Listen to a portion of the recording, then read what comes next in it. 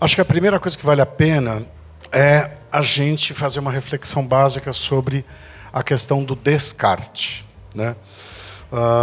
O descarte na nossa sociedade ele é um assunto seríssimo, tá? Eu trabalho junto com o pessoal que faz toda a parte de coleta da cidade de São Paulo e eu posso falar para vocês que é um negócio surreal, tá? Surreal. Hoje, a cidade de São Paulo, ela coleta em torno de 18 mil toneladas de lixo por dia. Tá?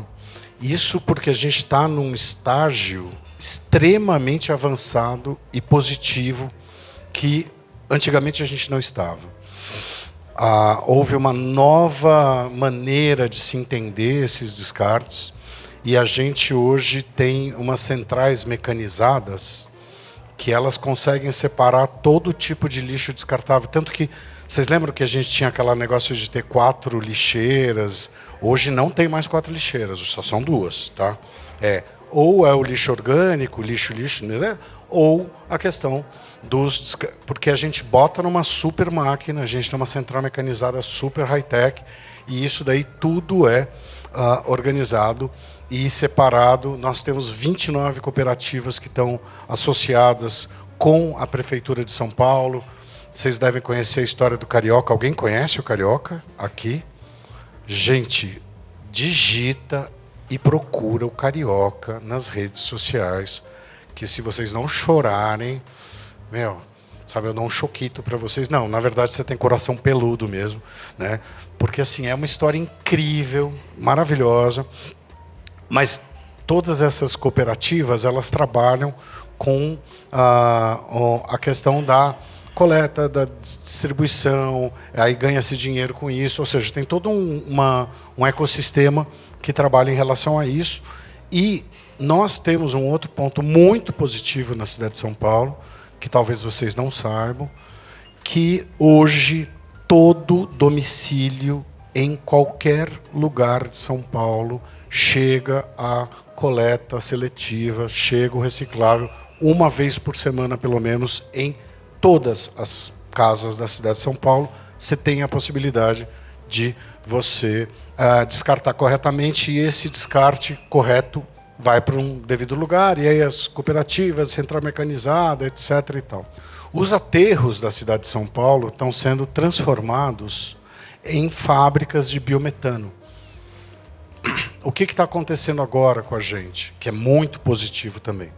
Tá? Daqui a pouco eu falo da parte negativa. Tá? O que acontece?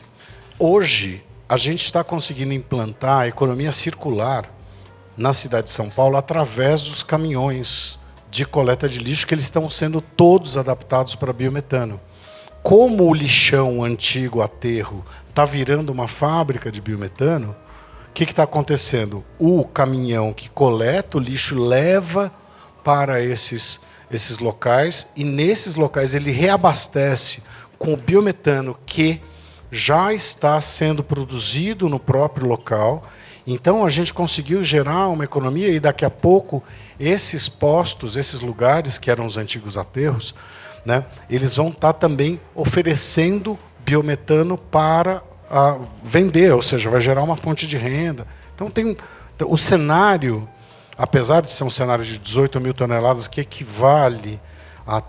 Eles me disseram que é em torno de 5 metros de lixo num estádio inteiro.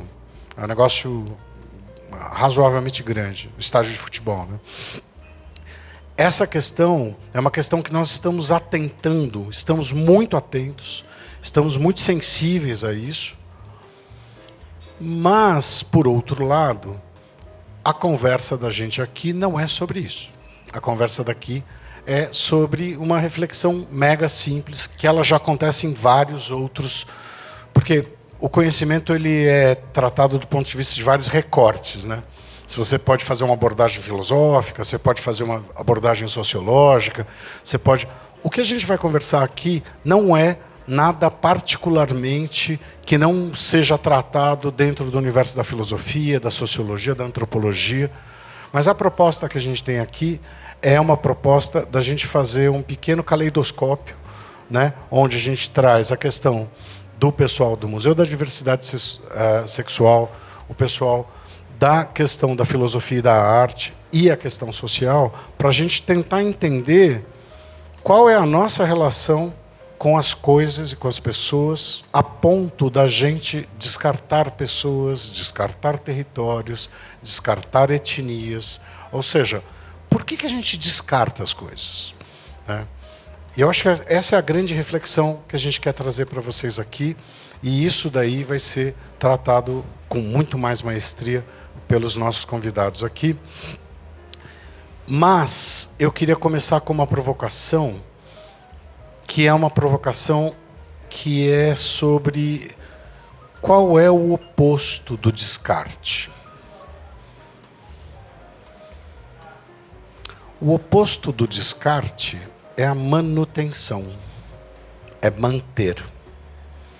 Não é apegar, porque a gente, na nossa sociedade, tem uma questão, né, de você, se você pega uma coisa, né, se você, por que hoje a gente tem festa junina?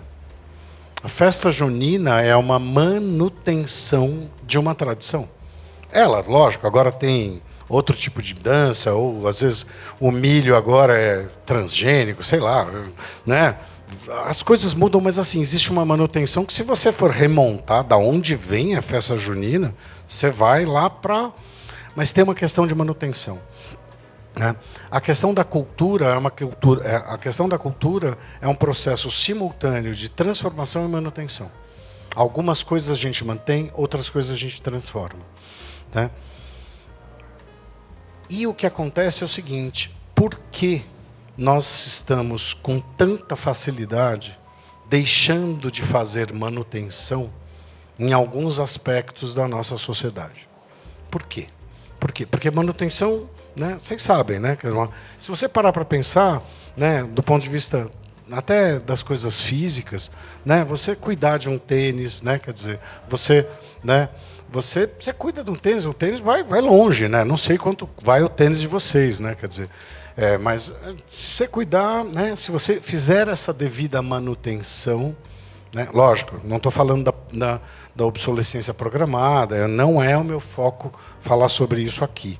Mas a questão da manutenção é um assunto. Por que a gente não mantém algumas questões? Por que a gente simplesmente descarta localidades, objetos, pessoas? E é sobre isso, né, que os nossos convidados vão conversar com vocês hoje. Tá bom? Tudo bem? Então, esse é o nosso papo. Né? Eu vou chamar o Zé Bento para ele poder falar sobre isso. E fiquem à vontade. Sejam mega bem-vindos. Zé. Meu nome é José Bento. Eu sou professor do ensino médio. Tô de férias, então tô meio, como se diz, destreinado. Mas também, se não for no meio das férias, também não tem como, porque você está na roda viva, é uma loucura. Eu fiz filosofia na USP, comecei a escrever crítica de arte, depois virei professor de escola, retomei minha vida acadêmica, fiz mestrado em Ciências Sociais na PUC, com o professor Miguel Chaya, e fiz o doutorado no Estética e História da Arte da USP. Então, o que eu faço na minha vida meio que é escrever sobre arte, dar aula para jovem e fazer pesquisa. Fui aluno desse cara, né, do Alê. E o Alê, ele é uma pessoa muito importante para mim, porque foi ele que me abriu para o mundo da arte. Foi ele que falou para mim, para mim não, para nós, né, para mim e para minha turma, né, vai ver Bienal, vai ver mostra de cinema, e eu passei boa parte ali do meu ensino médio indo em mostra de cinema em Bienal, e isso foi importante para mim, e quis o destino também que eu fosse agora professor do filho dele. Olha que coisa maluca, né? Então, muito feliz de estar aqui. Eu vou fazer essa reflexão a partir de uma ideia da minha tese de doutorado, que se chama A Vida Nua das Imagens. E eu vou explicar para vocês o meu interesse pela questão das imagens e o que é essa ideia de vida nua. E vou falar de uma imagem que está fazendo 10 anos e vou falar de um livro que está fazendo 100 anos. Como se isso fosse importante, né? Não é? Mas é uma imagem e um livro muito importantes para mim. A questão da imagem me pegou porque eu percebi o quanto eurocêntrico, para dizer o mínimo, era a noção de obra de arte e a própria ideia de estética.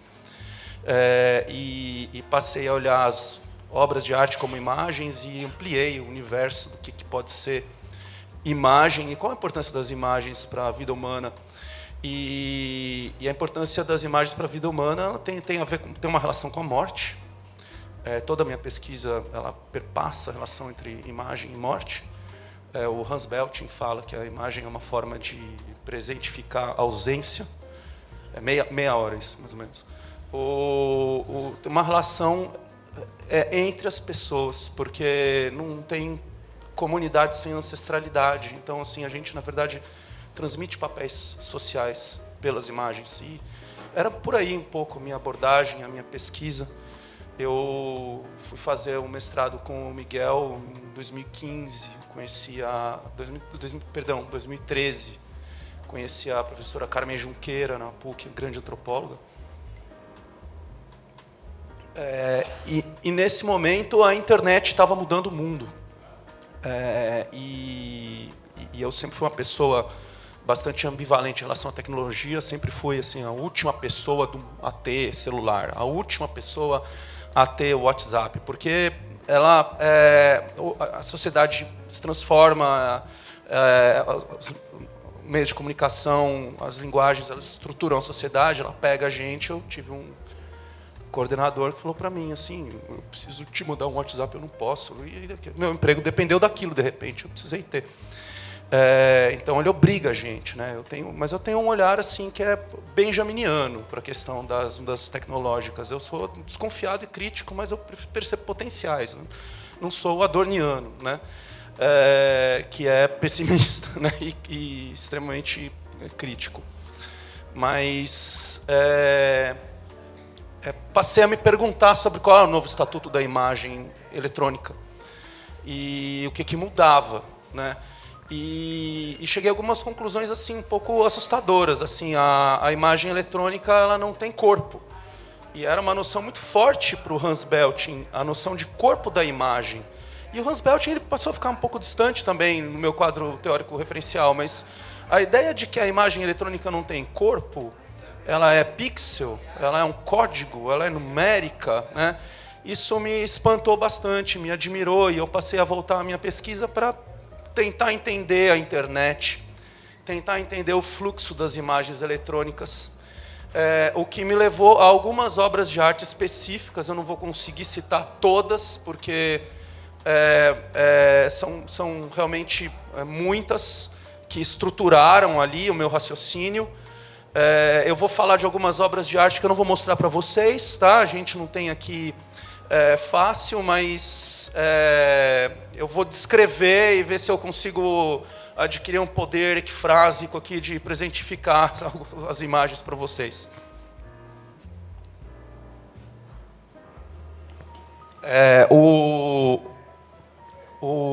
Então, uma das imagens que é a mais importante, sobre a qual eu vou falar, não sei se vocês se ela permanece e se faz sentido para vocês, a imagem do menino Alan Kurdi, que foi um menino sírio que apareceu morto numa praia turca, né? Então essa foi uma fotografia feita por uma fotojornalista chamada Nilüfer Demir, e que foi tirada no dia 2 de setembro de 2015. Faz 10 anos. Né? A gente estava conversando ali, a nossa data vai ser mais ou menos ali. Né? o aniversário de 10 anos dessa imagem. E ela foi uma imagem muito poderosa para mim quando eu a vi, pessoalmente, porque o menino Alan, ele tem exatamente a mesma idade do meu filho. Então, quando esse menino apareceu, não sei se quem aqui se lembra, né, da circulação dessa imagem, o menino estava ali deitado na areia. Eu não vou mostrar a imagem para vocês, né? Com um oficial turco ao lado dele, uma prancheta meio que catalogando ali uma imagem ali de praia, né? O meu filho, o Luiz Fabiano, tem exatamente a mesma idade, e eu lembro que eu via circulando a imagem do Alan, e eu via um moleque deitado no sofá, eu falava assim, meu Deus, o que é isso? E também a gente é sírio, né? A minha família é síria, a minha família é de Yabrud, né? Meu Ferreira é Haddad. Então, assim, eu me identificava um pouco com isso e aí hoje, assim, depois de muito tempo, tá? Não trabalho muito mais com isso, mas eu falando com vocês agora, eu vejo ele, eu fico pensando que o menino seria parecido com ele fisicamente, provavelmente, se tivesse sobrevivido. O Alan, em 2015, né, ele morreu no contexto ali da guerra civil na Síria. E é engraçado porque esses assuntos, eles são assuntos muito, muito fortes e muito vivos, como hoje são tantos, né? Ucrânia, Gaza, né?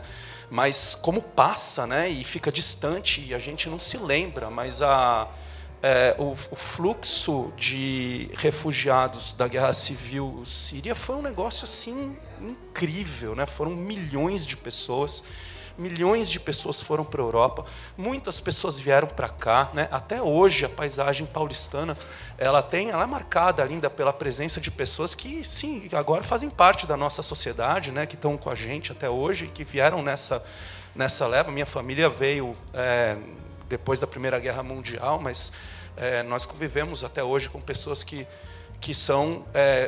vieram nessa época, mas nessa época a imigração síria provocou uma reação muito forte na Europa, né? E alguns países, como a Alemanha, por exemplo, se estruturaram para receber as pessoas e capacitar, e tinha ali escola preparada, mas muitos países se fecharam, ali a reação de xenofobia foi muito forte, não sei se vocês se lembram disso. E a imagem do Alan circulou, e a imagem do Alan ela é importante porque ela circulou na época, era o antigo Twitter, era a rede social que dominava, né? Então o Facebook, que tinha sido importante, não sei se vocês se lembram, até para a organização das manifestações ali da Primavera Árabe, ele já não era mais a rede social hegemônica. Acho que o Instagram estava começando, o Instagram era muito diferente do que é hoje, e na época o Twitter era muito forte. E essa imagem circulou, essa imagem viralizou de um jeito que, quando a gente fala que uma imagem viraliza hoje, isso é uma coisa que a gente naturaliza, mas na época a viralização dessa imagem ela foi mais ou menos espantosa para as pessoas, foi uma revelação, né, de como funcionava essa dinâmica nova das comunicações que leva a uma imagem viralizar, e o que significa isso. E essa imagem foi estudada aí por um grupo inglês, de uma universidade inglesa. E eles estudaram a circulação da imagem, e eles estudaram a circulação, como a imagem, de onde ela viralizou. Eles conseguiram rastrear com microdados ali do Twitter, onde ela circulou pela Europa, quem compartilhava com quem. E eles analisaram duas palavras que eu vou colocar aqui. Eu vou colocar, por favor, em contexto, tá? Pelo amor de Deus, né? Na época, quem se referia aos sírios como imigrantes se referiam aos sírios na Europa, tá? Estou falando na Europa, no Twitter. Se referiam aos sírios negativamente, com um certo tom de, como é que eu vou dizer, de hostilidade, ou de aversão, ou de xenofobia mesmo. E quem se referia a eles como refugiados, se referia a eles de um modo a reconhecer.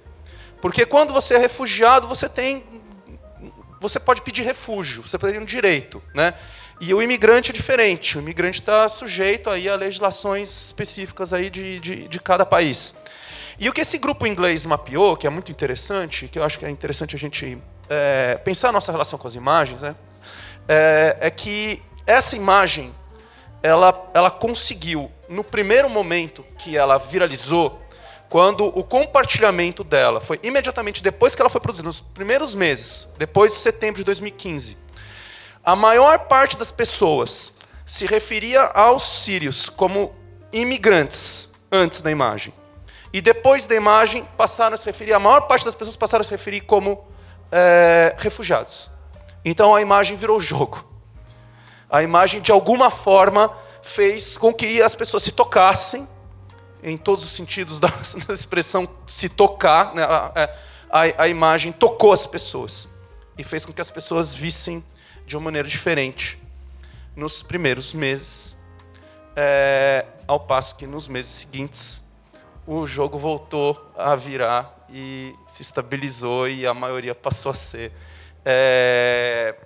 hostil novamente, né? Então essa circulação da imagem do Alan Kurdi, ela, para mim, é reveladora de duas coisas, né? De como a imagem é capaz de tocar as pessoas.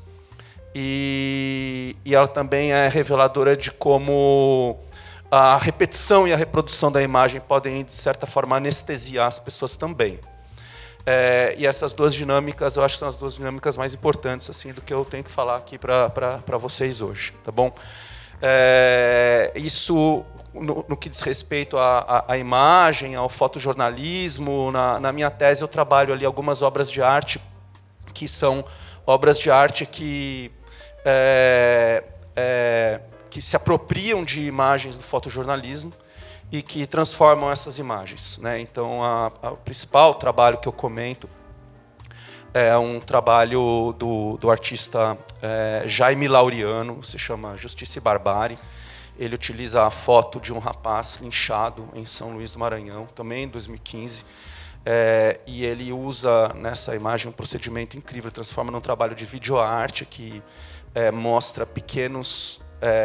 passeia pela imagem, na verdade, como se fosse o olhar de uma pessoa olhando detalhes, e nesses detalhes ele revela o que o Roland Barthes chamou de punctum, né? O Roland Barthes fala que a fotografia ela tem um studium, que é o tema dela, e ela tem o punctum. O punctum é o que te pega nela, que pode ser um detalhe que aparece ali, que é mais ou menos o que o Walter Benjamin chamou de inconsciente óptico, até que às vezes até nem uma intenção do fotógrafo, mas que a fotografia, ao contrário da pintura, revela, né?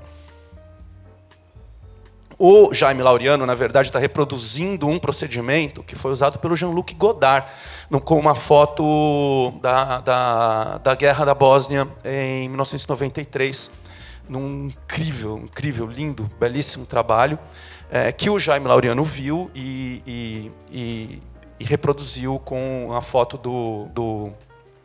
do linchamento. O filme do Godard se chama Je vous salue Sarajevo, Ave Sarajevo, né?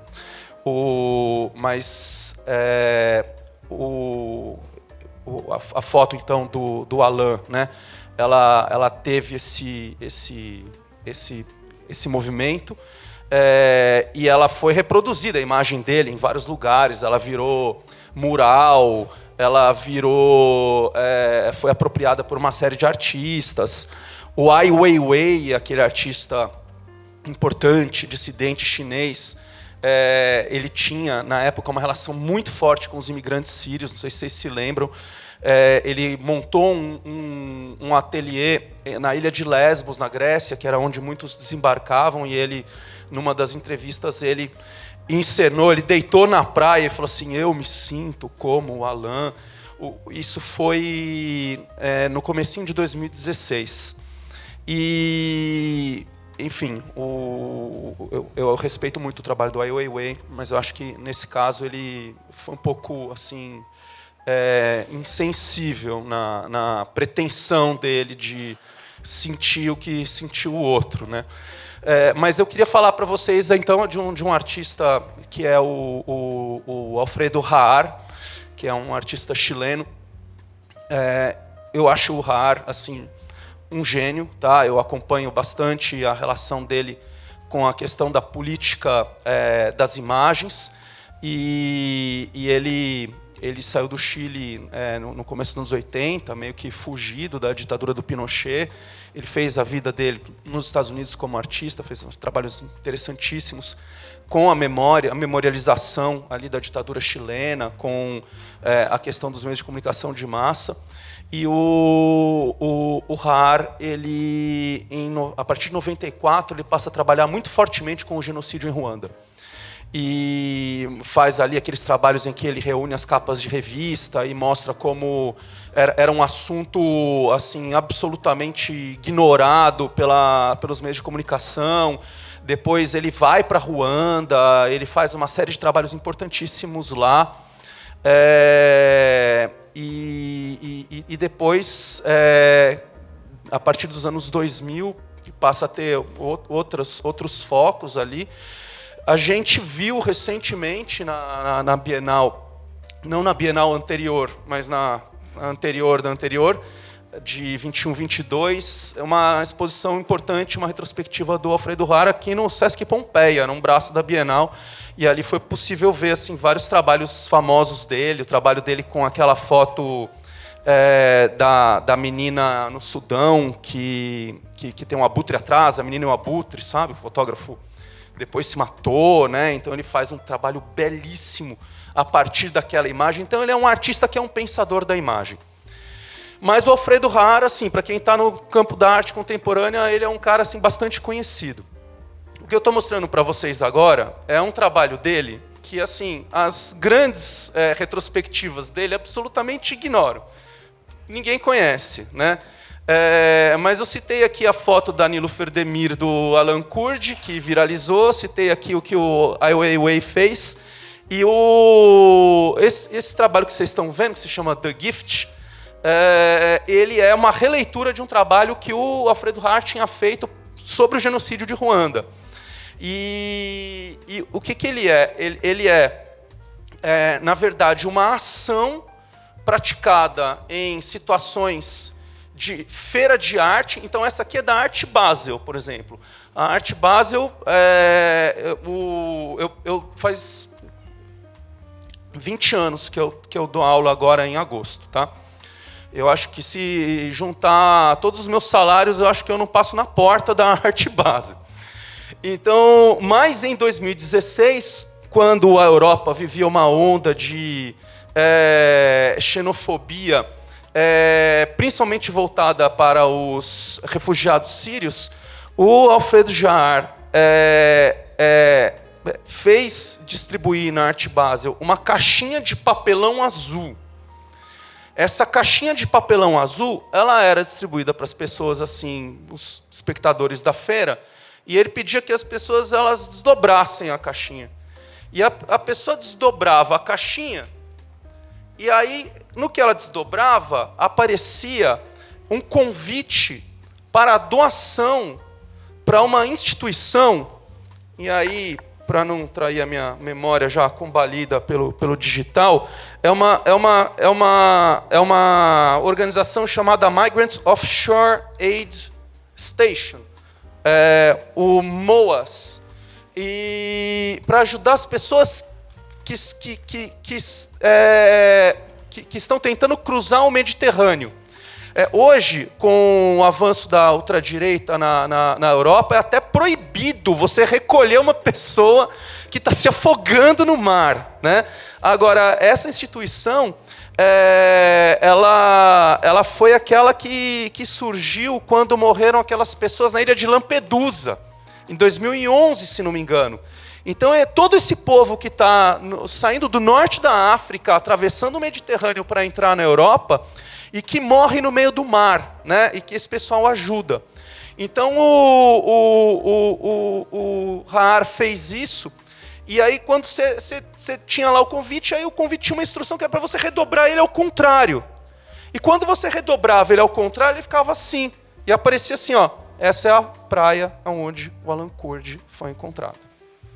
Então, eu estou mostrando esse trabalho para vocês por duas razões. Assim. Primeiro, para exemplificar como lidar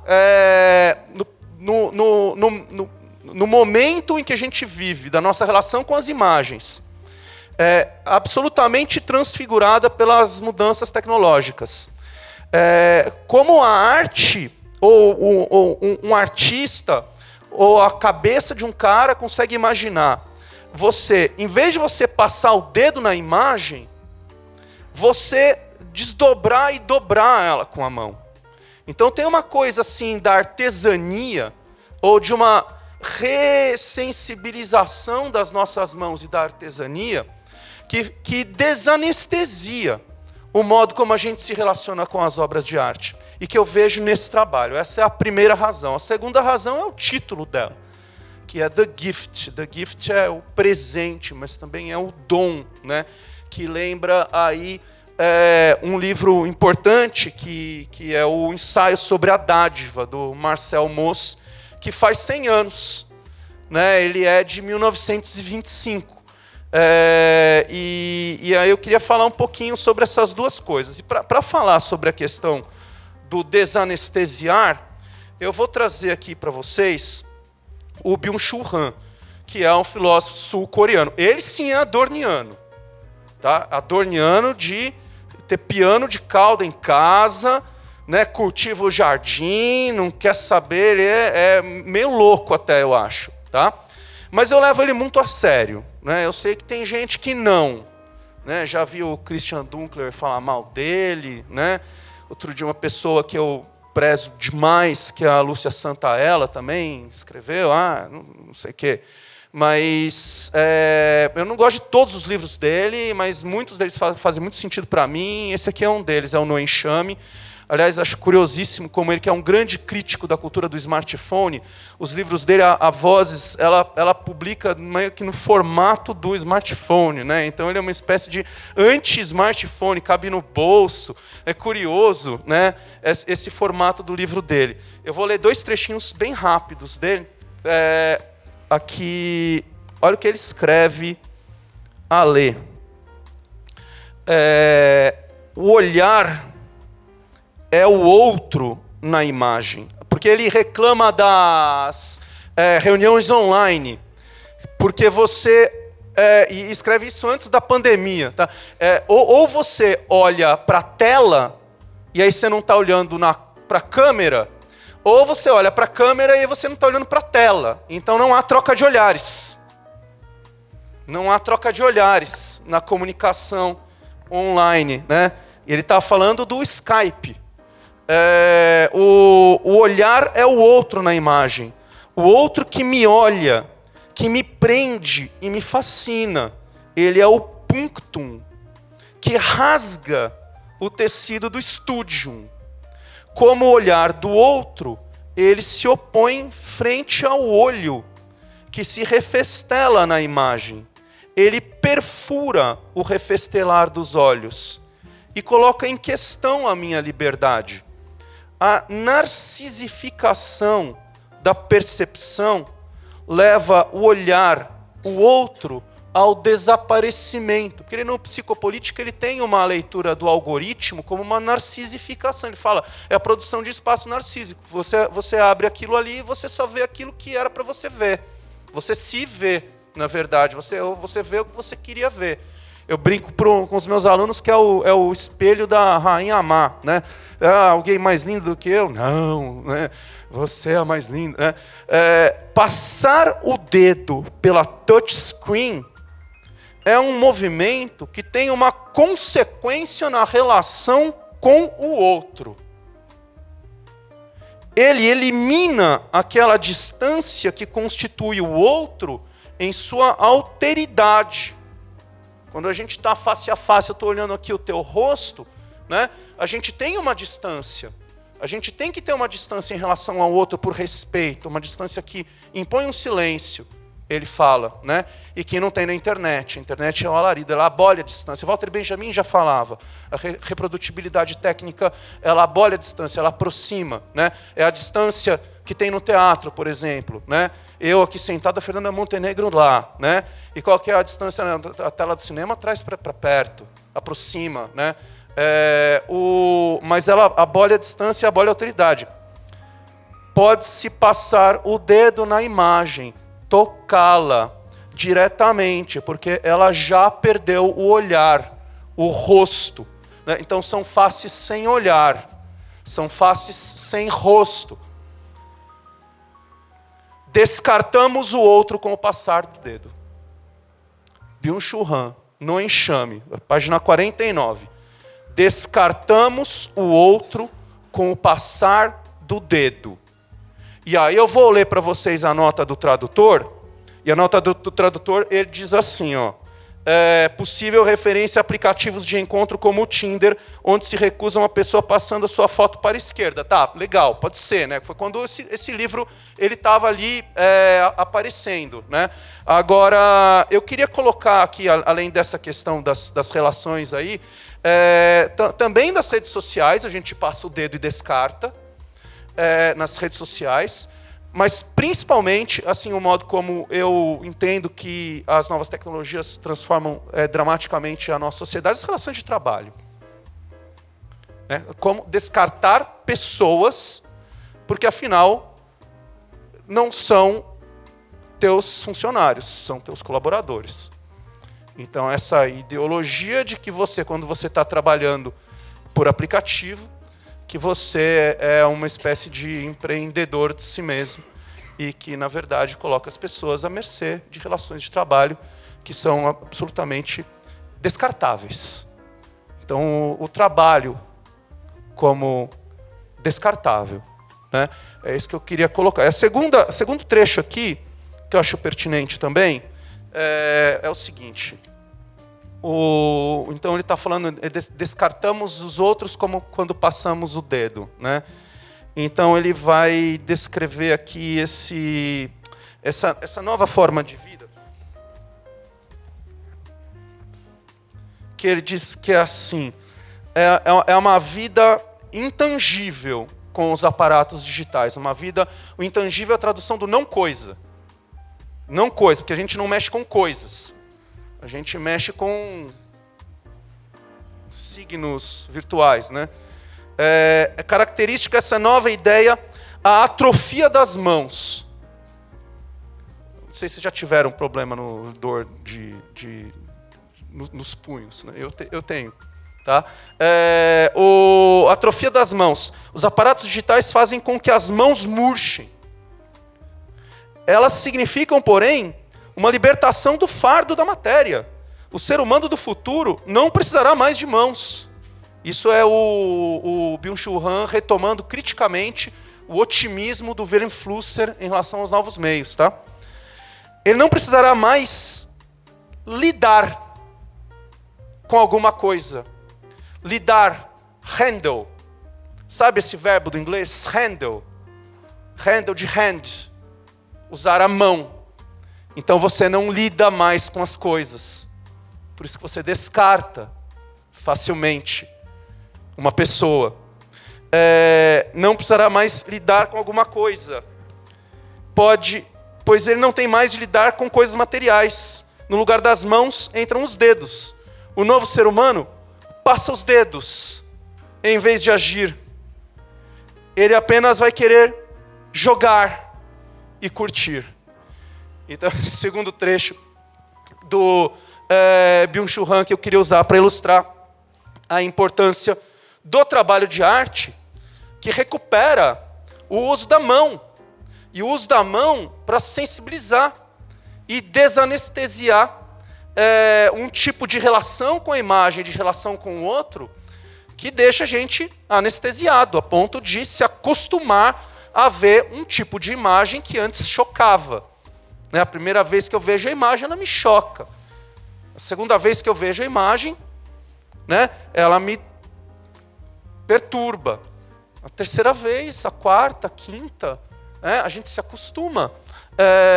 E daí eu acredito assim, na importância do trabalho de arte, no sentido de fazer com que a gente se ressensibilize.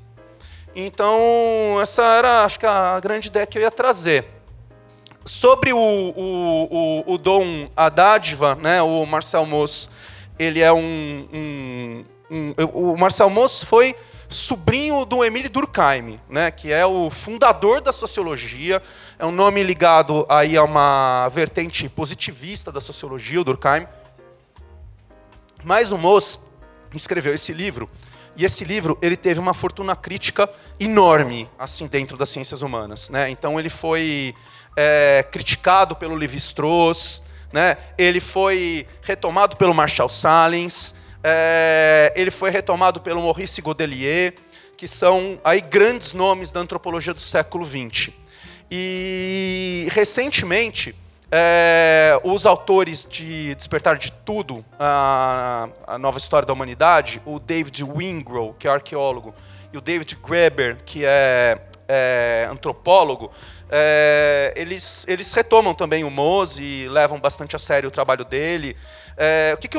O Marcel Mauss, ele na época em que a antropologia ela estava se constituindo como um tipo de ciência social que tinha muito a ver com o trabalho de campo, né? Os grandes nomes da antropologia no final do século XIX são os antropólogos de gabinete, né? São os caras que não saíam.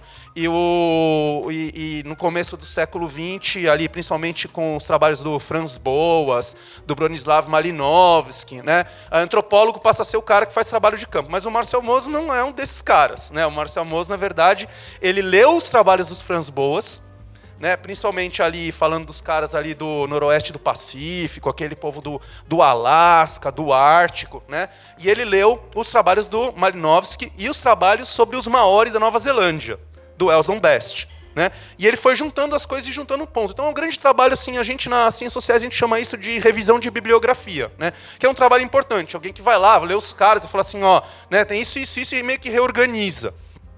E aí ele trouxe essa ideia de, em francês, le don, né?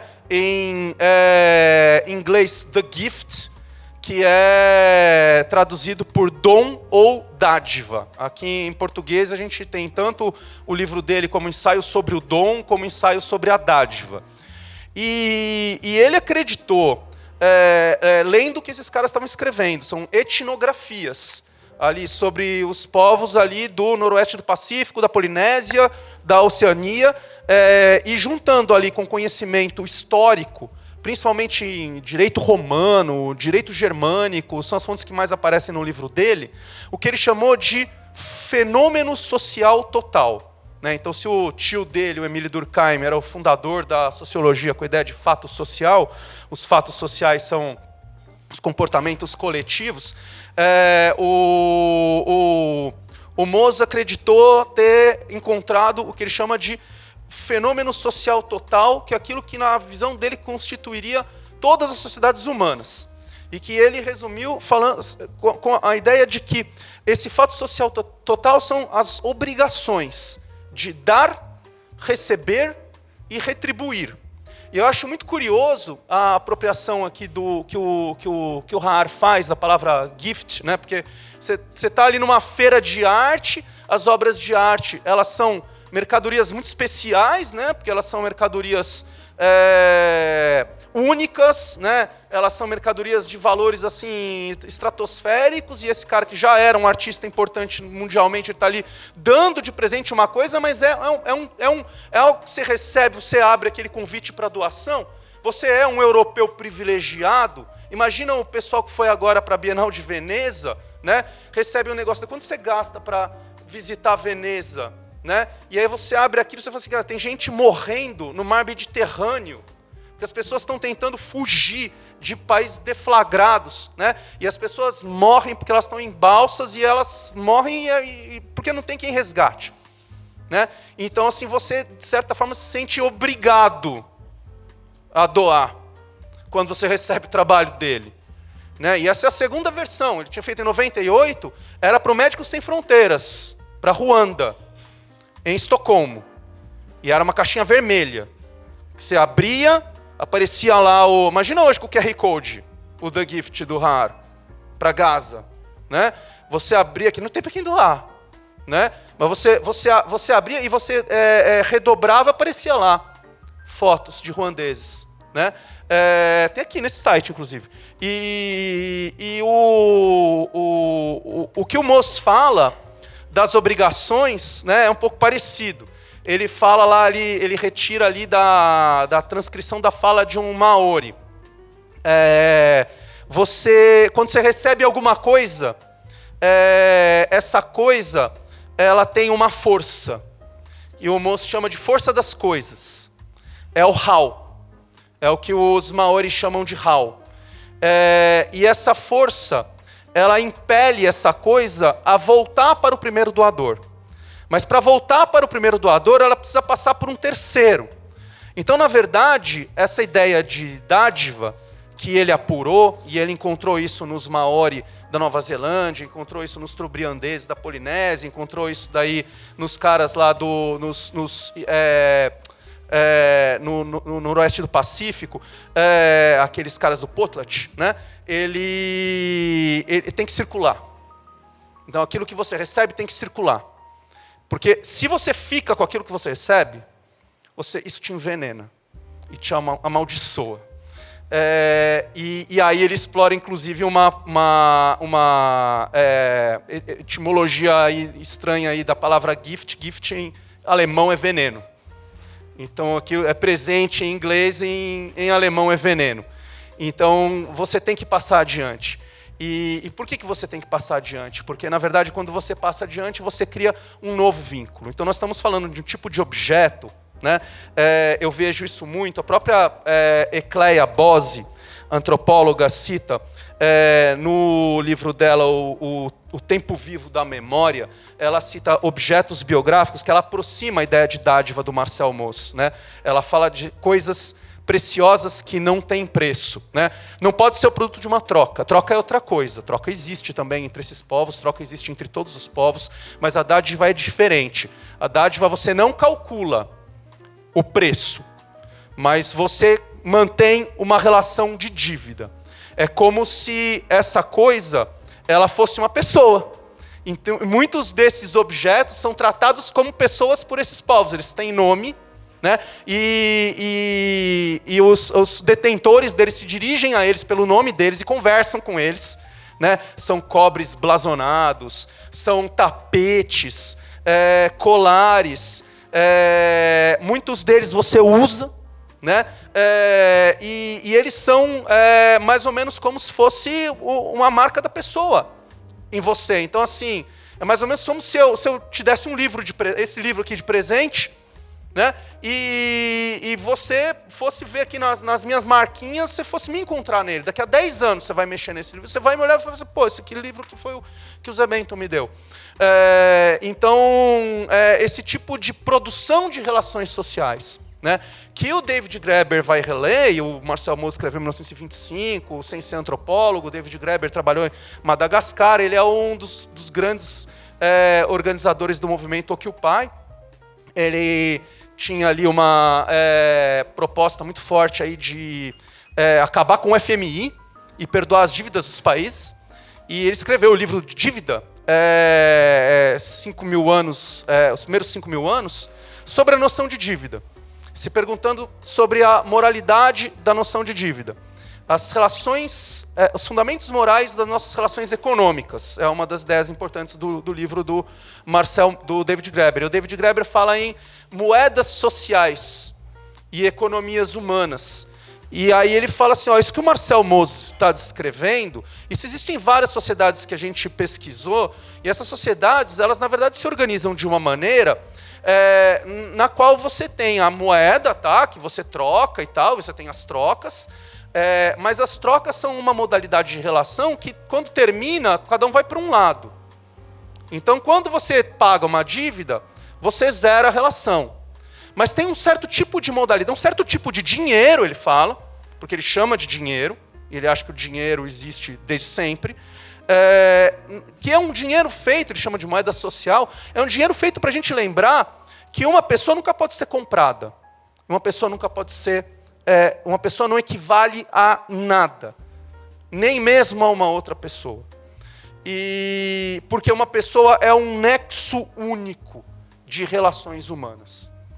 E a grande violência acontece, a gente estava conversando sobre o colonialismo e a escravidão, quando você monetiza pessoas e principalmente você arranca uma pessoa das suas relações. E aí você coisifica a pessoa. E você torna a pessoa algo descartável. Então, acho que essas eram as relações que eu queria fazer, a partir da questão das imagens, a partir do trabalho de arte. E vou passar a palavra para a Paula agora, lembrando uma conversa que a gente teve agora, e a conversa que eu tenho desde sempre, o quanto eu ainda creio aí que a importância do trabalho de arte é ressensibilizar, porque a gente vive uma cultura que nos anestesia. Né? Vou lembrar aí de uma figura que eu amo, que é a Djerá Guarani. A Djerá, eu estive com a Djerá 3 vezes na minha vida, que mudaram a minha vida. Tá? A coisa mais bonita que eu já vi na minha vida foi o rito Guarani, na casa de reza da Calipeti. E a Djerá, uma vez, ela contou pra gente assim, olha, a gente tem pouca coisa aqui, né? Mas quando a gente vai para Parelheiros, que eles estão ali na cidade de São Paulo, né? Mas na Tonandeporã, que fica próximo de Marcilac e Parelheiros. E ela leva as crianças e eles têm ali, sei lá, R$20 que eles usaram, que eles venderam não sei o que para comprar não sei o que lá. E aí, quando eles encontram uma pessoa na rua, as crianças querem dar os R$20 que eles têm. E que eles, que são nossos conterrâneos paulistanos, mas são pessoas cuja primeira língua é o Guarani. Né? O português é a segunda língua deles. É uma língua invasora. As crianças não entendem como é possível a gente recusar alguma coisa para uma pessoa que está em necessidade. E a nossa sociedade se estrutura de uma maneira que obriga a gente a fazer isso sempre. E assim, trabalhos que nem esse, né? Eu não estou dizendo isso porque ele é o Alfredo Rara, é um artista famoso, badalado e chileno, importante, assim, ele deu uma ideia. Eu acho que essa ideia dele deve ser utilizada, né? A gente deve usar como uma lição.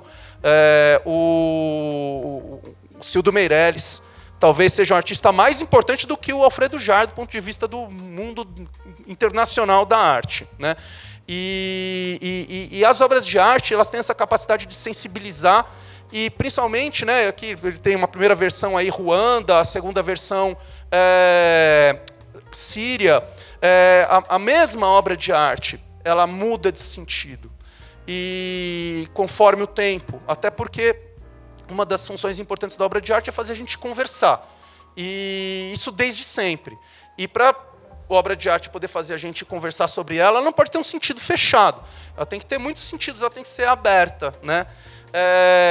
Eu recentemente estive numa abertura de um amigo, o Diego Castro, também escrevi sobre ele na minha tese, e a professora Sandra Cinto, que é uma professora da FAAP, ela contou uma coisa sobre uma instalação do Cildo Meirelles, o Desvio para o Vermelho.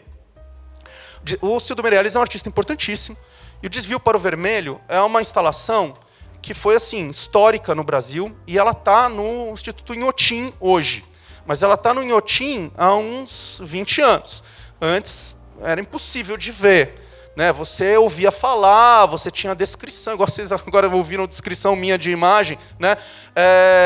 E aí a Sandra Cinto fala de como ela, quando ela estudou arte, ela estudou essa instalação, ela é uma sala toda vermelha, tá? Com apropriações de obras de outros artistas transformadas em vermelho, com livros vermelhos, objetos vermelhos, tudo é vermelho. E Desvio para o Vermelho é uma noção de astronomia, é uma noção do Johann Kepler. Desvio para o Vermelho é um fenômeno que acontece com as coisas que se afastam de nós. Igual o som que fica grave, né, do carrinho de Fórmula 1, né, o desvio para o vermelho é o equivalente visual desse fenômeno. E aí você tem, então, essa sala burguesa, né, a obra é de 1968, onde tudo fica vermelho. Só que aí tem uma tinta vermelha caída, escorrida dentro de um espaço escuro, e as instalações do Cildo Meireles, muitas vezes, elas têm esses espaços que você vai explorando no escuro, e você ouve assim, um pingo, constante, torneira pingando, que talvez você nem perceba no começo, mas que vai incomodando, e quando você chega no final, tem uma torneira pingando tinta vermelha. Você interpreta aquilo como sangue, é uma torneira bem suja, uma pia toda suja, né? E é uma imagem muito poderosa. E a Sandra Cinto fala assim, olha, eu sempre estudei essa imagem como uma referência direta, uma obra de arte que protesta contra a tortura durante a ditadura militar. E aí ela conta que na Bienal de 1998, ela foi ver essa instalação remontada. E aí ela vê a instalação e ela percorre o espaço, e quando ela encontra a pia, o que pega para ela foi ela ter sido jovem na época da epidemia de HIV/AIDS. Que é algo que eu também vivi e que me pegou bastante. E aí ela vira e fala assim, queria saber hoje o que um jovem pensa dessa obra. Só que ela falou isso numa abertura de exposição onde todas as pessoas elas eram mais ou menos da mesma idade, não tinha nenhum jovem ali. Só que eu sou professor de ensino médio. E eu, poucas semanas depois, levei meus alunos para o Inhotim e contei essa história para eles. E perguntei para eles como que eles tinham visto. E ali foram várias falas interessantes, tá? Desde violência policial até outras coisas, mas o que pegou mais foram as meninas falando contra a proibição do aborto no Brasil. Foi o que elas sentiram. Então, assim, com isso eu vou passar a palavra aqui para a Paula, e é isso aí. Obrigado.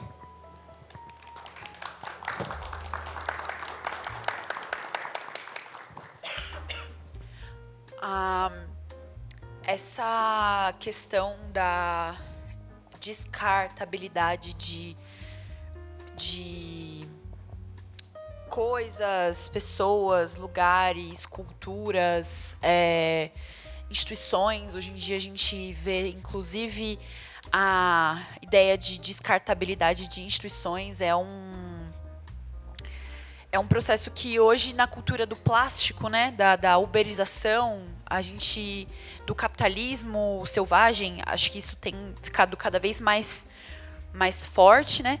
Mas gostaria de trazer aqui uma perspectiva um pouco histórica. Me apresentando, eu sou a Paula Cavalcante, estou como líder do Núcleo de Educação no Museu da Diversidade Sexual. E a perspectiva histórica que eu gostaria de trazer é especificamente sobre esse grupo social que é a comunidade LGBT, né? Então, o Museu da Diversidade Sexual, que fica aqui pertinho, quem não conhece, fica no Metrô República, e é um equipamento gratuito da Secretaria do Estado de São Paulo. É importante falar que é gratuito para que as pessoas se sintam impelidas e convidadas a visitar. Esse equipamento ele nasce com uma ideia de salvaguardar a memória da comunidade LGBT. Memória essa que, durante a epidemia de HIV e AIDS, nós vimos muitas pessoas, figuras muito importantes para a cena cultural, artística da comunidade indo embora, e essas memórias, esses registros históricos dessa cena política, dessa cena cultural que estava acontecendo, indo embora junto com essas pessoas que são testemunhas vivas, né, da história. E aí o museu ele nasce como um centro de memória em 2012, então acho que como a Lê falou no começo da fala, né, o oposto do descarte seria a manutenção. Então, quando a gente abre um espaço, destina um espaço para manutenção, para salvaguarda de uma memória, uma oposição a essa cultura de descarte de grupos e de ideias, né? E aí, mais pra frente, lá em 2018, o museu se torna de fato um museu. Ele se transforma de centro de memória para um museu, propriamente. E isso é ótimo, porque a gente ganha mais demandas, inclusive a demanda educativa, de recebimento de escolas, de criação de um núcleo de educação. E quando nós estamos falando sobre um grupo que não tem espaço no currículo para ser falado especificamente sobre diversidade sexual e de gênero, é sempre um truque que o professor tem que dar para abordar esse assunto. Ter um espaço que promove ações educativas é uma forma de buscar alternativas para contar uma história sobre outra perspectiva. E atualmente no museu a gente tem uma exposição que o foco principal dela é essa busca pela história da comunidade, né? Então trabalha a ancestralidade muito forte. Essa exposição que nós estamos atualmente, que o nome da exposição é Pajubá, a Hora e a Vez do Close. E essa exposição ela inicia contando a história de 3 figuras muito importantes que foram descobertas recentemente pelo pesquisador Luiz Motti, que é a figura de Tibira, a Felipa de Souza e a Chica Manicongo. Fala um pouco sobre cada um deles. E essas figuras que foram descobertas pelo pesquisador antropólogo Luiz Motti em livros da Inquisição, foi um processo de garimpo ali dos livros inquisitoriais.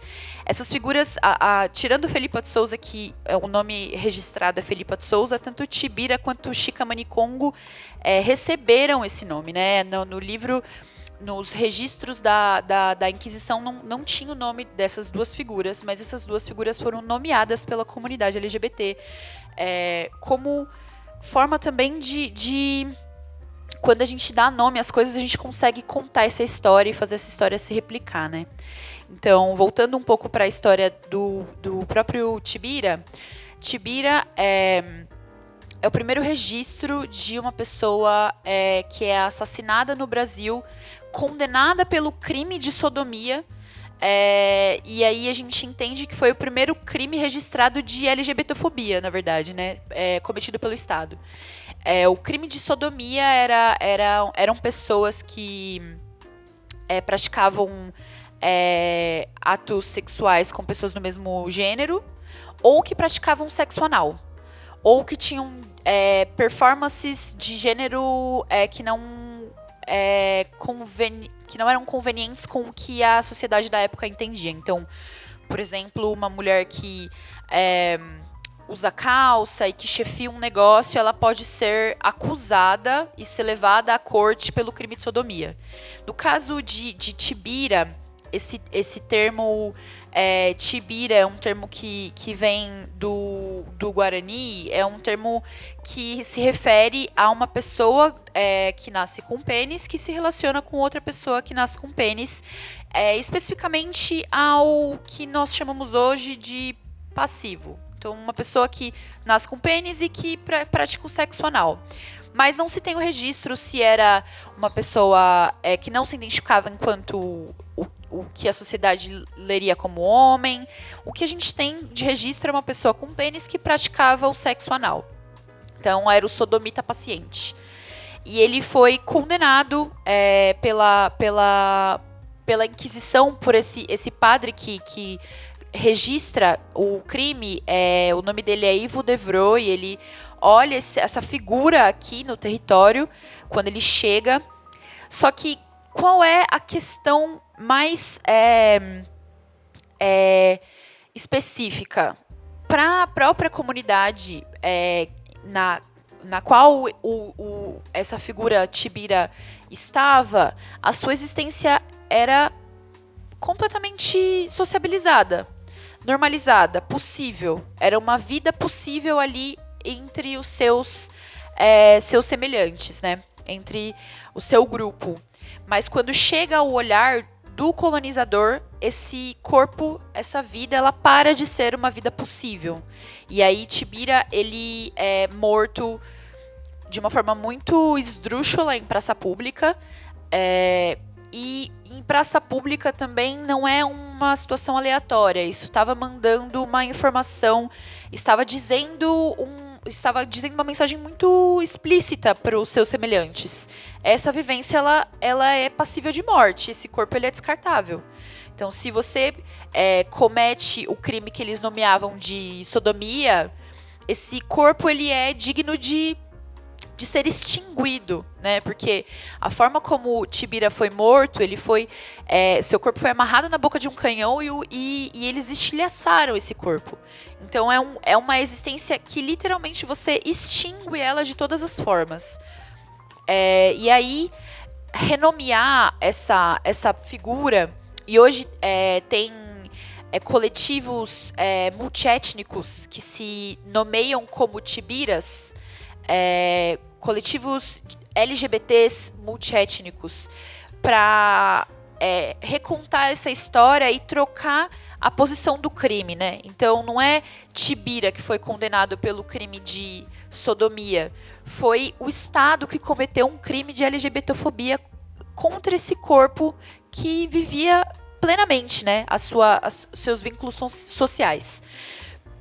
E aí a gente inicia a exposição contando essa figura também para desmistificar a ideia de que a existência de indígenas LGBTs é uma coisa da modernidade, ou que a existência de corpos que vivem a sua sexualidade de forma não eurocêntrica e cristã era possível e integrado com a sociedade antes do colonizador vir.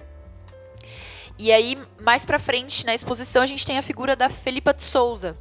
A Felipa de Souza, ela era uma portuguesa que veio para o Brasil. Da Felipa, a gente tem os registros inquisitoriais. A gente não tem o padre, né? Porque, como era um registro inquisitorial, logo se entende que era um padre que estava fazendo esses registros escritos. A gente não tem o nome desse padre, mas a gente tem a história dela. A Felipa, ela foi acusada também do crime de sodomia por ter seduzido muitas mulheres ali no território onde ela estava. A Felipa teve a sua relação delatada por todas as mulheres que ela se relacionou ali. Então, as mulheres que se relacionaram com a Felipa delataram ela como forma de se isentar do pecado. Então, se arrependiam após a delação, né, após contar detalhes. E esse documento, o padre pergunta o que elas fizeram de manhã, quantas vezes aconteceu, se elas usaram algum objeto penetrante. E tudo isso porque essa riqueza de detalhes, né? Isso tudo acrescentava na culpa que Felipa poderia sofrer, né? Então, se a intimidade foi maior ou menor, se houve objeto penetrante que simularia o pênis, isso também aumentava a culpa, porque o padre entendia isso como antinatural, né? E essas mulheres que denunciaram, que delataram a Felipa, elas se arrependeram. E por elas se arrependerem, elas foram absolvidas. Aí chegou a vez da Felipa de Souza ser inquirida também, né? E nesse processo, ao final, ela fala assim, me relacionei com todas essas mulheres, ela assume a responsabilidade dessas relações e ela não nega e não se arrepende. Ela se sustenta. E com esse posicionamento de sustentar a orientação dela, a forma como ela se relaciona sexualmente, amorosamente com outras pessoas, ela foi condenada, claro. Mas porque ela era uma portuguesa, ela não foi morta. Mas aconteceu algo que a gente vê reflexos hoje em dia de formas muito nítidas. Ela foi expulsa da sua comunidade e teve todos os seus bens confiscados. Então, eu quando faço esse acolhimento com as escolas e medio a história da Felipa, eu gosto de fazer essa ponte com a forma como a gente entende hoje as pessoas LGBTs, quando elas são expulsas de suas casas, como que nasce a ideia, de novo, da descartabilidade de um corpo, né? Então, Tibira, que foi descartado em praça pública como forma de nomear um corpo que é desinteressante para aquela sociedade.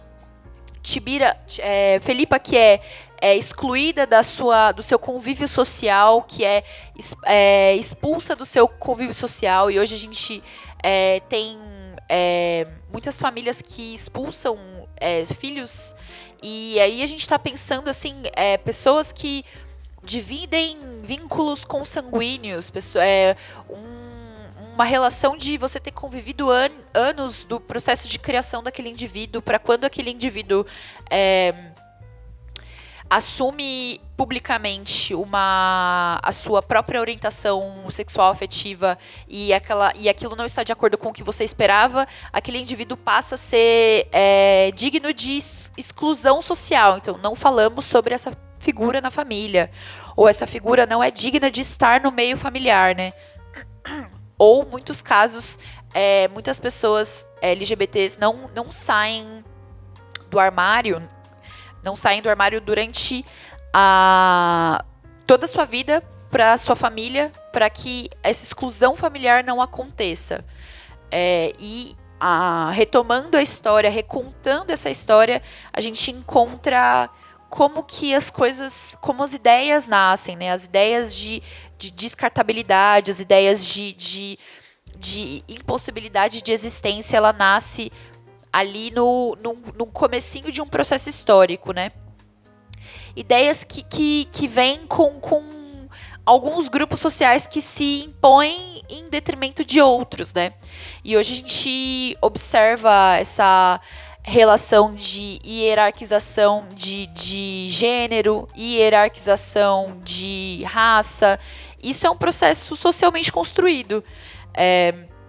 Nós estávamos conversando antes dessa roda e o processo tanto de racialização de povos quanto o processo de performance de gênero é uma construção social.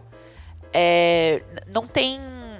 Falo mais do que eu estudo, que é sobre a diversidade sexual e de gênero, mas não tem nada no XX, na vulva e no hormônio,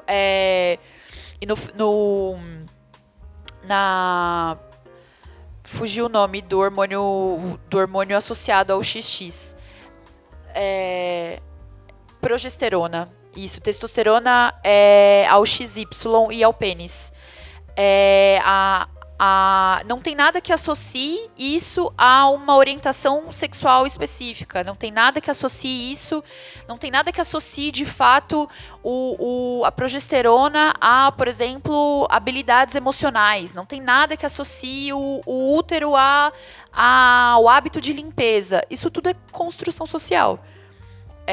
Uma construção social que diz: você nasceu com vulva, então logo você tem demandas sociais que estão associadas ao cuidado, estão associadas à manutenção emocional do núcleo ao qual você pertence, ao cuidado de si e do próximo, enfim. Mas geneticamente falando, não tem nada que comprove essas relações. E a gente tem, inclusive, a vivência de corpos intersexo que, mais uma vez, questionam isso, né? E, de novo, num processo de hierarquização, de achatamento das vivências, muitos indivíduos intersexo descobrem a sua condição enquanto pessoa intersexo depois de muito tempo, porque ali no nascimento o médico designa qual é o gênero desse indivíduo quando ele for crescer. Então, dependendo de como nasce essa criança intersexo, essa criança sofre uma mutilação genital para se enquadrar a um gênero ou a outro, né? Muitos países estão proibindo isso, inclusive, para que isso seja um direito desse indivíduo quando ele cresça. Mas quando a gente está falando de um indivíduo intersexo, a gente está questionando uma lógica hierárquica do binarismo. Então, quando a gente fala que existe XX, XY e múltiplas possibilidades entre, a gente está dizendo que a ideia de homem com pênis, mulher com vagina, ela é questionável. Ela não é uma verdade absoluta. Ela é uma condição de desenvolvimento social que impõe a performance em cada um desses gêneros. O que é engraçado é que a juventude tem vindo cada vez mais questionando essas normas, né? A juventude hoje, se você for numa escola de ensino, provavelmente você convive bastante sendo professor de jovens. Os jovens hoje em dia estão cada vez vindo numa toada ali de performances de gênero mais fluidas. Então, muitos meninos se permitem a pintar as unhas, usarem brincos. Isso está desassociado da orientação sexual. Isso é apenas uma expressão de gênero. Mesma coisa das meninas, usando roupas mais largas, usando desassociando da necessidade de tirar os pelos, também com uma liberdade maior que, por exemplo, nos anos 60, 70, isso era praticamente impossível você falar da possibilidade de uma mulher permanecer com os pelos ou usar uma calça larga, por exemplo. Então, acho que a juventude ela traz essa reflexão sobre como que a gente pode ampliar o nosso olhar em relação a essas caixinhas que a gente coloca. Porque é através dessas caixinhas que a gente identifica quais são os grupos que a gente descarta e quais a gente enaltece, né? São construções, que são feitas desde muito cedo na sociedade. Eu estava fazendo ponte com a sua fala, eu estava lendo uma reportagem hoje, achei até uma coincidência interessante, que essa guerra de Ruanda foi motivada pela colonização belga, que antes da colonização essa rivalidade não existia. Essa rivalidade passa a existir a partir da vinda e do olhar do colonizador. E aí aconteceu uma guerra super sangrenta, super nefasta, brotada através de ideias de separação vindas com o colonizador, fazendo ponte de novo com a comunidade LGBT e essa noção que foi construída nesse território que a gente está, né? Tem uma pensadora indígena chamada Geni Nunes, que ela tem um livro chamado Descolonizando Afetos. E a Geni, ela fala muito sobre o quanto que a forma como a gente se relaciona com o outro, de posse, E aí, a partir do momento que você tem a posse, você tem a possibilidade de descarte. Se eu sou o dono desse copo, eu posso jogar fora a hora que eu quiser. Que essa ideia é uma ideia vinda com os colonizadores, que dentro do multiculturalismo dos povos originários, essa ideia de descarte, ela não existia, porque dentro das próprias comunidades, mesmo quando você tinha uma noção de povos inimigos, você não tinha noção de descarte de povos, você tinha uma noção de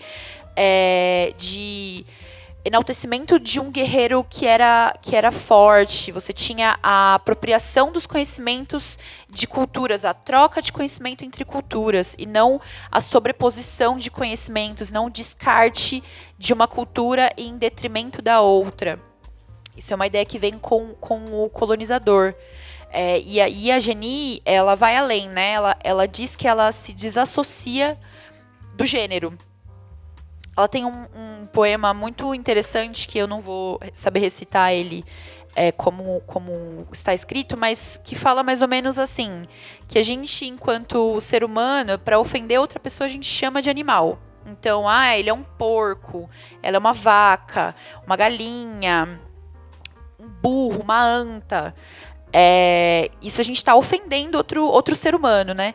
E aí ela fala que se para o ser humano, a ofensa é associar o outro ser humano a um animal, e dentro dessa sociedade que a gente vive, que a gente se diz humano e comete tantas atrocidades e loucuras, então ela não quer fazer parte do clube do humano. Ela se desassocia desse clube do humano. Então, quando ela se desassocia desse clube do humano, ela se desassocia de gênero. Porque o gênero é construído através desse clubezinho do humano. Dessa construção social, né? Então, quando você olha os animais, eles não têm um processo de hierarquização por gênero. Eles vivem um processo apenas de manutenção da sua própria comunidade, né? Do seu próprio grupo. E a Geni, ela traz essa reflexão jocosa, né? Meio engraçada, falando... Então, esse clubinho seleto do humano, eu prefiro não fazer parte, não faço parte do clubinho do humano.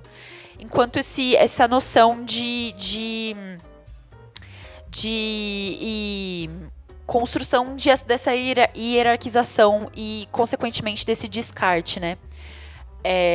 Aí, voltando para a exposição, a gente vai mais adiante e conta a história também da Chica Maricongo. Chica Maricongo... Vou tomar um golinho d'água, peraí.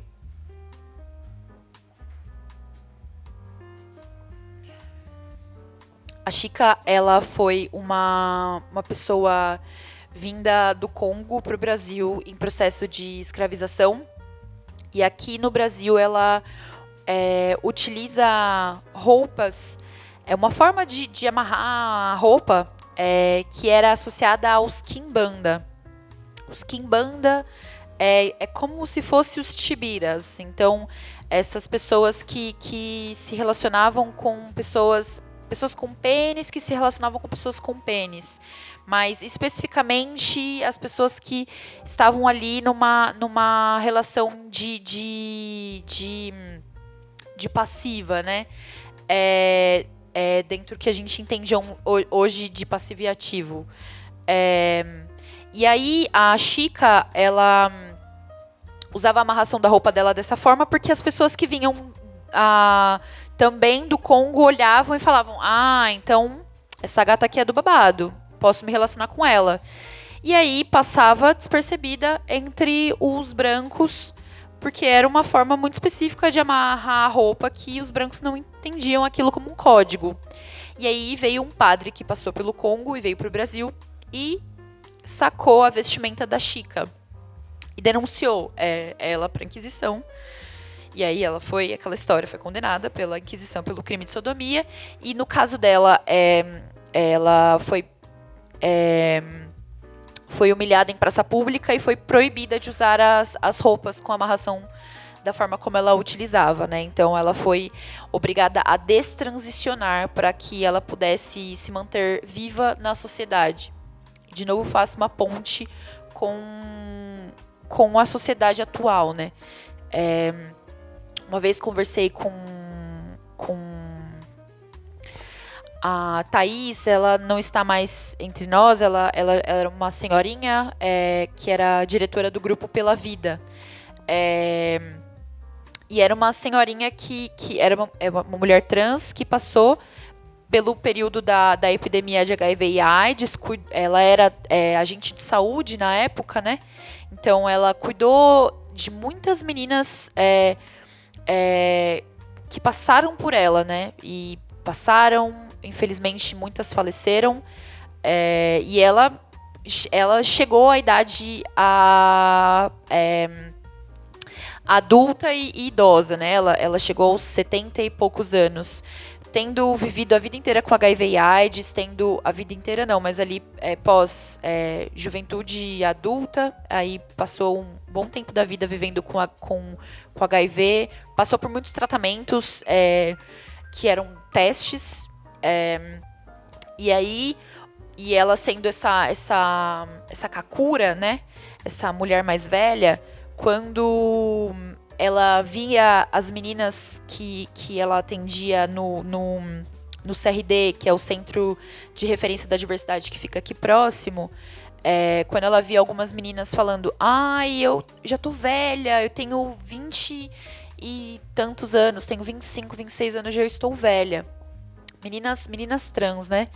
E aí ela queria arrancar o cabelo de meninas que têm a vida inteira pela frente. E ela viu muitas pessoas, muitas meninas que destransicionaram para poder, primeira juventude, para poder se inserir na sociedade, né? Então, retomando essa história da Chica. Então, ali passava a vida, esse momento ali dos 20 aos 30, expressando como se identificava, e quando chegava ali nos 35, em que a sociedade não entendia aquele corpo como jovem, essa pessoa às vezes se destransicionava para conseguir empregos normativos, para conseguir se encaixar na sociedade de forma a sobreviver, né? Hoje a gente tem visto muitas políticas. Uns 5 anos atrás a gente viu uma crescente das políticas de diversidade e inclusão, a gente viu uma crescente nas políticas de instituições que estavam dispostas a acolher, a fazer um projeto de admissão de diversidade, então trouxe para a empresa as primeiras pessoas trans dentro da empresa. A gente viu essa crescente há uns 5 anos atrás, né? Aí a gente hoje vê o quanto que é sensível isso, porque muitas, como se vocês acompanham nas notícias, vocês puderam observar que essas políticas, elas houveram uma retração, né? Então, aquela política de admissão, de progressismo, ela tinha uma maquiagem ali para uma ideia de venda, né? Para essa ideia do capital. E aí, quando isso para de ser interessante, para de ser vendável, volta a ser descartável. Não, cancela, joga fora todas as políticas que a gente contratou todo um grupo de pessoas para pensar. Pode jogar fora, que não é mais interessante para a gente essa política, porque ela não dá mais dinheiro. E aí, essa ideia de o que é descartável está sempre em movimento também, né? Então, hoje, a sociedade entende que o seu corpo é válido, mas às vezes isso gira muito rápido. Se você não faz parte do grupinho seleto, como diz a Jenny Nunes, do grupinho seleto desses humanos premium, desses seres humanos que estão ali tomando as decisões, o seu corpo passa a ser descartável rapidamente. De uma hora para outra, seu corpo passa a ser descartável. Então, as políticas de diversidade e inclusão para contratação de pessoas LGBT estão caindo. Hoje em dia, tem várias empresas voltando a questionar a contratação de mulheres, né? Então, nesse lugar as mulheres, elas gestam, então elas não trabalham porque elas gestam. As mulheres, elas são emocionais porque elas fazem isso. Então, de novo, a ideia de descartabilidade é muito sensível. Quando é interessante, eu compro, isso sai da moda, eu jogo fora. Isso com a roupa. Então, hoje está na moda, por exemplo, eu estou usando esse terninho aqui, ele era da minha irmã em 2010. Ele ficou no guarda-roupa pelo menos uns 10 anos, que eu quase não mexia. E aí, hoje, eu retomei essa roupa, esse vestuário do meu guarda-roupa e voltei a usá-lo, né? Então, só que isso é uma roupa. A gente tem feito isso também com os grupos sociais, com as pessoas, com os movimentos políticos. Esse movimento político está na moda, então vamos falar sobre ele. Ele parou de estar na moda, vamos descartá-lo. Então a gente leva essa lógica que a gente leva com os objetos, também com as nossas relações, né? E aí acredito que há grupos que têm uma tendência maior a essa descartabilidade, que quando a gente está falando de um globo que tem ali no centro do globo a Europa, tudo que está margeado se torna passível de descarte a qualquer momento. Quando é interessante, eu compro. quando não é interessante, eu descarto. E esse movimento... E aí o descartar um grupo social, descartar uma sociedade, descartar um grupo político, descartar um país, descartar uma etnia, como a gente tem visto horrivelmente, né, na mídia, o descarte da Palestina, né, de palestinos. A gente vê o quanto que essa lógica ela é cruel, ela é sanguinária e muito, muito restrita, né? Então, hoje você faz parte, mas amanhã você pode não fazer mais parte, né? E acho que quando a gente faz a retomada, fazendo a ponte com o próprio museu, o próprio equipamento cultural que eu trabalho, quando a gente faz a retomada da memória, quando a gente faz reconta essa história sob outra perspectiva, como, por exemplo, essa obra que você exemplificou o presente, né? Quando a gente reconta essa história para um grupo social, que é esse grupo seleto que está ali na Bienal de Veneza, e você conta essa história para esse grupo social seleto, você está recontando a história sobre outra perspectiva e dando a chance de fazer a manutenção, né? O oposto do descarte. Fazer a manutenção das relações, a manutenção das ideias, a manutenção da vida, né? A manutenção é quando a gente preza pela perenidade daquilo que a gente faz, a manutenção, né? Acho que é isso.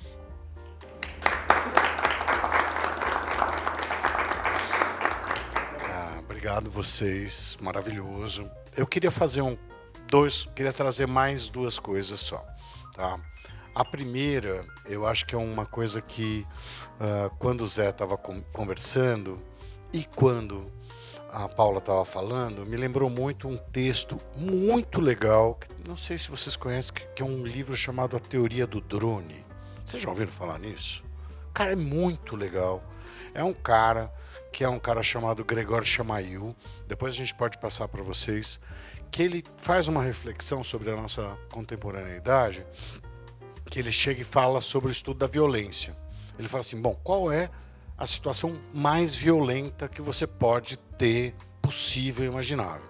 É você ser assassinado na facada, o cara espirrando sangue, sabe aquela coisa assim, braba, o cara ter violência sexual, aquela coisa assim, essa é a situação mais complexa.